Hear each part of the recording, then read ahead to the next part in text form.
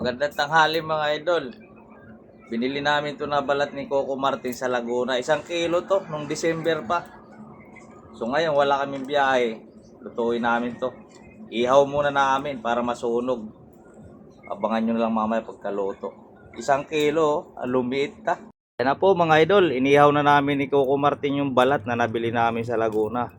1 kilo po yan, pero ganyan na lang siya karami. Yung natuyon-tuyo na. December pa namin nabili yan. Hugin muna namin bago namin hugasan para mamatay yung mga ano dyan, mga kumapit na bakterya mga idol. Masarap yan, nakita ko yan kay Cordyboy ng Kundinyera. Shout out sa'yo Cordyboy.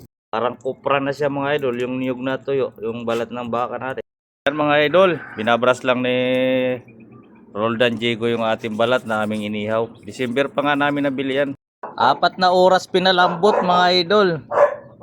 Matigas pa rin, pero pwede na. December pa kasi nabili to.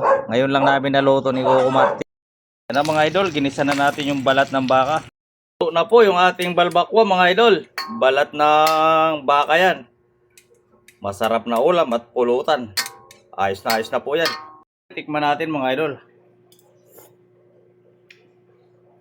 Lambot, sarap.